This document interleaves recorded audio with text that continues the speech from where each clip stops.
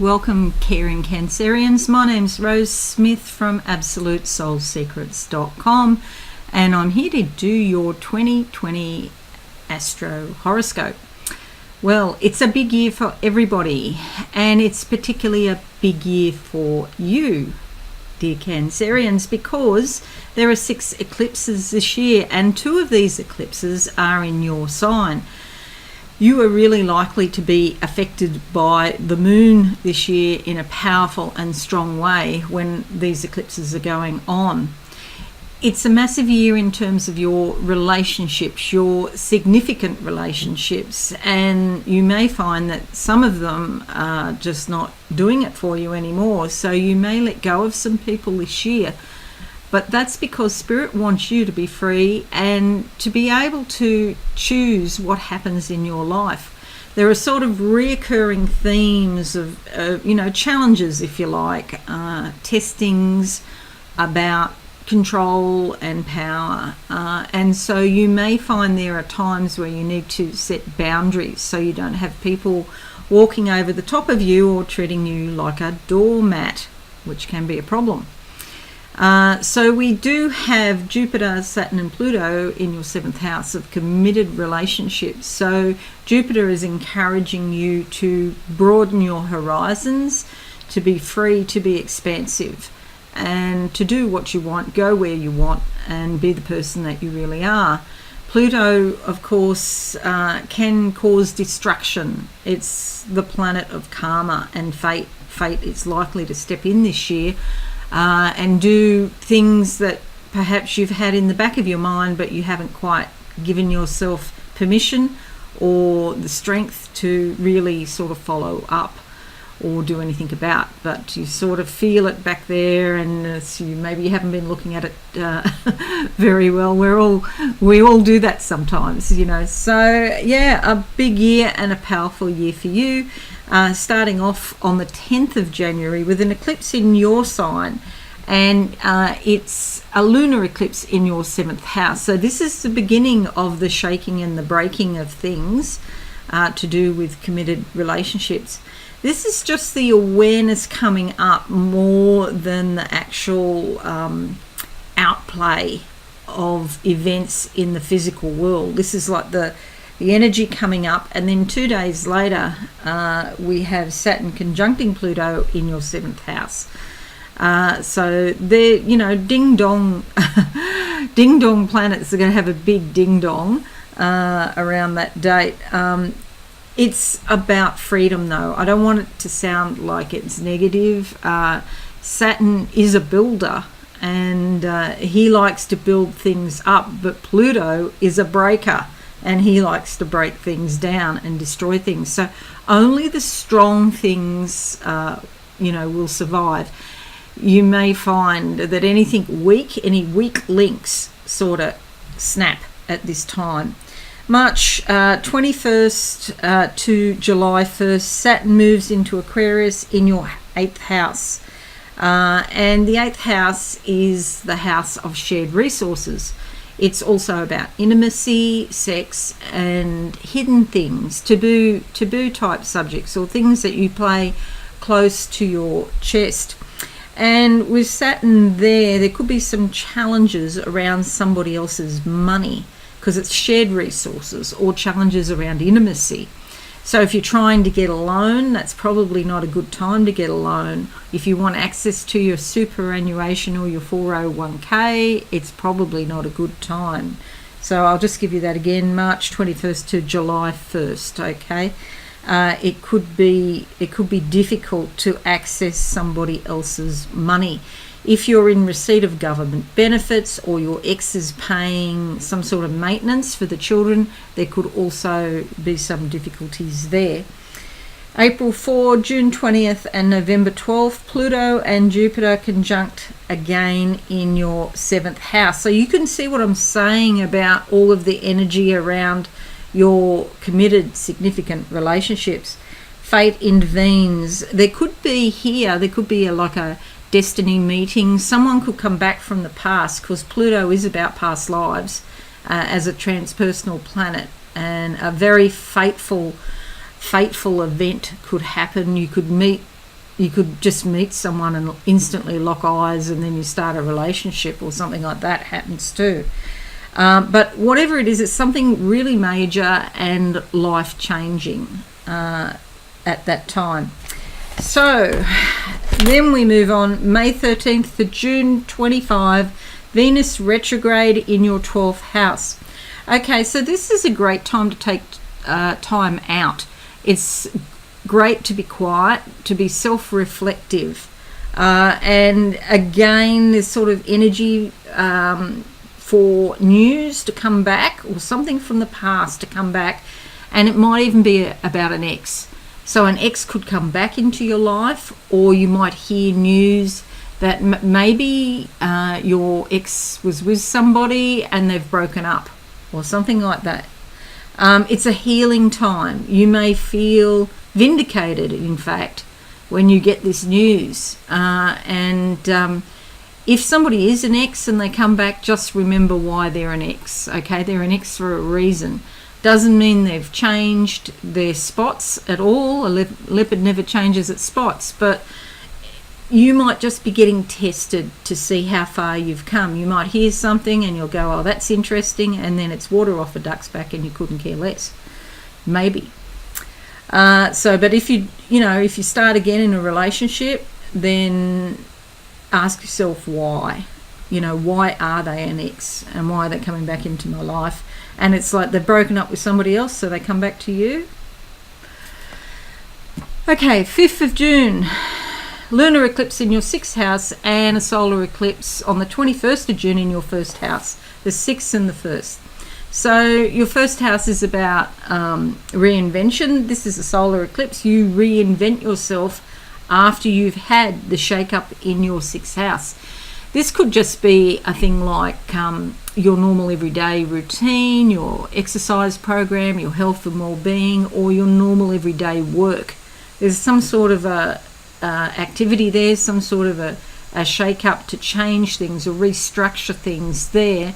And then as a result, there's some sort of change in you, so you reinvent yourself. You may also buy new clothes, change your appearance at that time because it's in your 1st house. So it's like, what's personal to you? What do you want?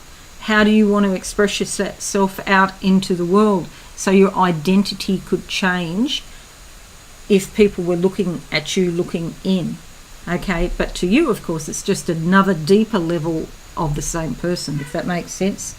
July 5th sees another lunar eclipse in your 7th house, just checking that you've reassessed and retweaked any significant relationships, because you're transforming your relationships through the whole of 2020, caring Cancerians.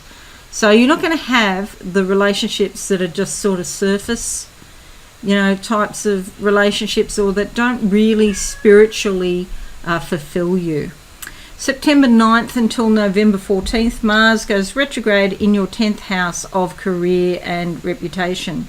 You could be feeling a little bit unmotivated to do with work or your career or your reputation. Maybe you need a break, take a break from work. If you're working online, put your device down now. After the end of this video anyway. You will need to have some time out, some inner reflection. Mars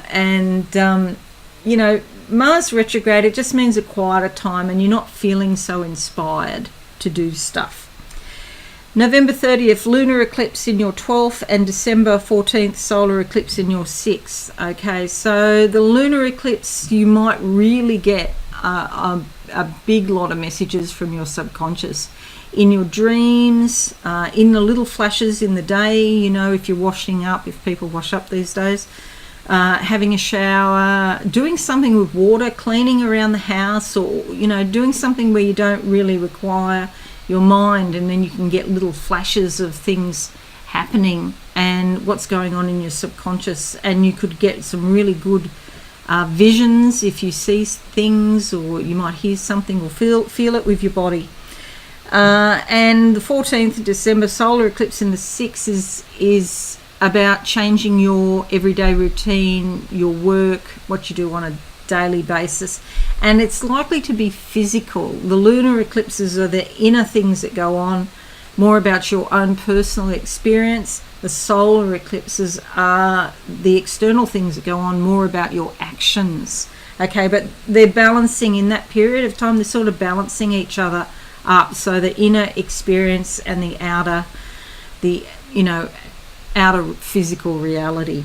17th of December, Saturn goes into your 8th, and the 19th December, Jupiter goes into your 8th. So this is pretty powerful because these are two big planets, and Saturn likes you to build slowly and step by step, very methodical sort of approach. And Jupiter is more impulsive than that, and it's more adventurous, more exciting, more expansive than Saturn, which is quite a serious sort of planet. So you have excitement versus seriousness. So it's like opposites could come up, and so you have to find the balance point, find the middle point between these two planets. In your 8th house of sex and intimacy, you might meet someone and feel very attracted to them, but at the same time you don't want to go too quick too soon, too far too soon, so you kind of slow it down a bit, so they're the sorts of things. You could have conflicting feelings, or maybe your heart and your head are in two different places, and they've got to kind of find the the right time between them, or the right balance between them. So that's the sort of astrology bit for you. What we're going to do now is a bit of tarot, but I'll have, just before that, I'll just close my eyes quickly for you, caring Cancerians. I'm going into a cave, and I'm get the word cave of knowledge. A lot of knowledge coming up, but it's about you. There's a woman in the cave with her hands like this.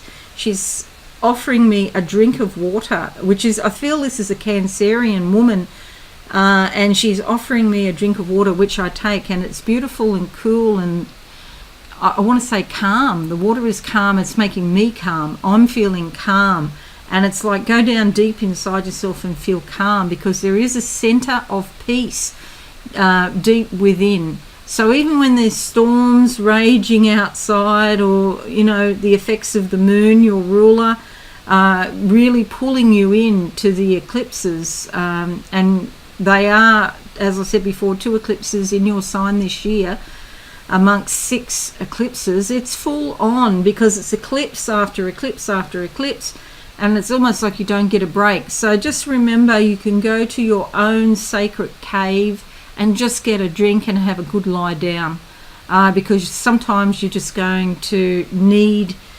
R&R, rest and relaxation, with all of the carry on from 2020.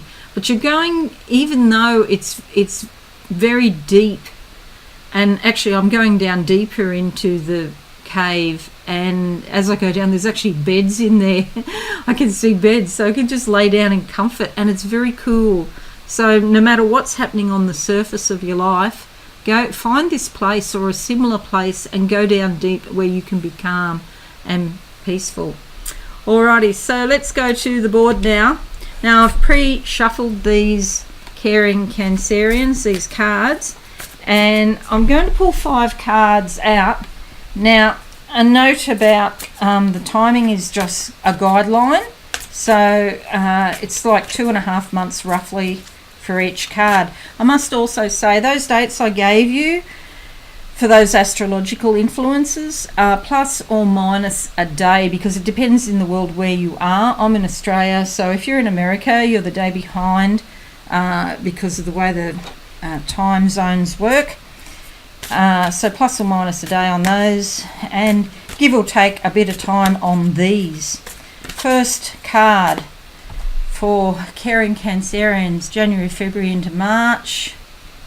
Okay, I've got the Archer here. So this could be a Sagittarius influence. So I want to say a man who's a Sagittarian, or it could also mean you're on track and for a bullseye. If you have a special project, you might be very successful, because I see the Archer firing the arrow and it goes into a bullseye, which means success. Okay, so let's have a look. We've got eventual success there. I'm going to go with that one. Okay, so we've got the Emperor here. Now, some people don't like this card. It is mixed feelings because he's all about domination and control. But on the upside, he also offers stability and safety and even comfort. Okay, so this is the first couple of months of the year. You may encounter somebody who is like this, or alternatively, this could even be a part of you. Something that wants to be in control all the time, or someone that wants to be in control. Could even be a government agency, you know, they're trying to control you. There's no shortcuts about how to deal with this person. You have to play by their rules.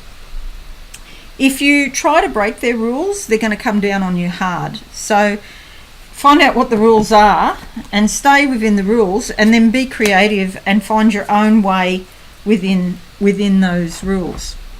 Okay, this is when the eclipses start, 10th of January, so you know, it could be your significant other, a committed relationship, someone really quite important to you.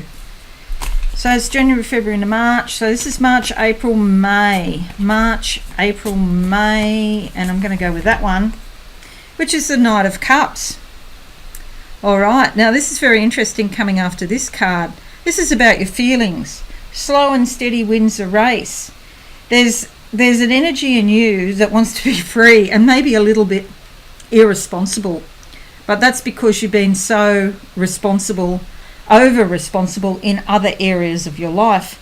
So you just want this little bit of freedom to, you know, go out and enjoy yourself. He's having a drink, in fact. Looks like he's having a beer. I say he. It is traditionally a he, but in this card it's a female energy. It doesn't matter whether it's a male or female, really. But this little bit of irresponsibility to make up for being over-responsible. And you may be over-responsible because you've got the control of this energy here at the beginning of the year. But slowly, little by little, he's riding a lobster, you know, so sorry, it's deep down in the ocean. That's about the subconscious forces coming up, impelling you to get more in touch with your feelings and to just have a bit more fun and just let go a bit more. Slowly. Doesn't happen overnight, but it does happen. Okay, so that's March, April, May, June, July, August now. June, July, August. And we're going with the World. So it looks like you do get freedom in the middle of the year. This is a beautiful card. The world is your oyster. You stand on one foot on the world. So that means being physically attached to the world. Practicality is important, okay? So this is not airy-fairy. This is reality, physical reality. This lass is dressed in gold. I feel like a break of, what would you say? A search for freedom and a breakthrough at this point. There's an owl up here giving wisdom and intuition, intuitive advice. There's an angel here holding up the gold fabric. That gold fabric is a spiritual reference to preciousness, something that is valuable, something that you've earned, okay? Also, she has a scepter which denotes royalty. So she's in spirit, but she's also grounded in practical reality. This is you, dear Cancerians. So this is after, it's almost like a strategy. You've done this very carefully, moving from this sort of energy of control and domination little by little, okay? And it could also be, where you're controlling yourself, you're dominating yourself, you're letting your head or your thoughts control how you feel. You're putting the kibosh on your own freedom, so you don't let yourself be irresponsible or have some free time or some creativity time or just some slack time to sit by the TV and have a few drinks or something. You don't let that happen. Maybe. All right. So that was up to August. So September, October. So this is August, September, October. August, September, October for caring Cancerians. Okay, Queen of Pentacles. Well, this is very clever of you. This is a woman in charge of her finances. She's in charge of her possessions. She could have been in a relationship and come out of the relationship with some money. It's also about making things and selling things from your own work, your own hands, craftsmanship. And there's even though it's all on the physical level, so it's about possessions and money, you could get a new car too, I'm just feeling there, or even a new house, new possessions coming to you as a result of your own efforts. Okay, so if it is a relationship base that the money comes from a breakup, it's because of the way you handled it. It didn't just sort of fall into your lap. You actually engineered it, or you were careful and strategized, or you got a good lawyer, something like that. But you look to be in a financially better situation towards the end of the year. Okay, October, November, December. Okay, that's like the third quarter there. And now the end of the year, October, November, December, for caring Cancerians. The house, they're just saying the house. Who gets the house? Or what happens with the house? Hope that makes sense to you. October, November, December, caring Cancerians. And we'll come up with this one, which is the Knight of Swords. The Knight of Swords. Okay, on the back of an eagle, there's freedom for you. Swords is all about thinking. You made some decisions, and these were using mental acuity. These were not. This is not a result. Your situation at the end of the year, as far as your possessions and finances, is looking better, and it's as a result of the decisions that you made, and which give you freedom and expansion. So it's almost like that Jupiterian energy wins out. You may treat yourself to an overseas trip, or treat yourself in some way at the end of the year because you've done very well. It starts off a bit bumpy. You need to work with this controlling energy, but you have a good outcome in the end. So I'm just going to close my eyes now and see what I can see as a psychic summary for you. Yes, so I've got a woman here who's blindfolded. This is a bit like the Justice card, where you weigh things up. There could be some legal toing and froing for some of you, going back and forth. But I really feel that Swords energy of cutting, dissecting, analysing, cutting through to make decisions that are good decisions. So stay in touch with Spirit all the way, because that mental energy can become ruthless, if it's not run through a human heart. And so good to stay in touch with your emotions, stay in touch with physicality, and stay in touch with spirit, and then you can all balance that up in your mind. And I feel like caring Cancerians, because you are ruled by the moon and there is a lot of emotion there, but having that, finishing on that Knight of Swords energy is really good for you to help you balance your life. I've got the lobster here and he's just going like this with his claws. It's like, and I can hear them, it almost sounds like a pair of scissors, and it's clip, clip, clip, clip, and so slow and steady wins the race, and cutting back on things that are not important to you or don't help you or don't fulfill you in life is the way to go in 2020. Okay, I do hope you found that helpful, caring Cancerians, and I'd just love to now wish you a very prosperous and abundant happy, healthy 2020. And I'd also like to thank you for your support in 2019. My tiny channel is now turning into a small channel, so it's growing. So thank you so much for tuning in. I've got a lot of ideas for 2020, so I'll be doing more videos. Yeah, I just have to get my life a bit more structured because I've got, you know, other things that I do besides YouTube, obviously. But yes, I'm working towards it. So more coming through. Thanks for watching, and if you've enjoyed this, please give it a like, subscribe, and don't forget to click the notification bell. Most importantly, have a wonderful year, and I shall see you again soon. Bye for now. Thanks so much for watching. Please visit my website absolutesoulsecrets.com for all things spiritual.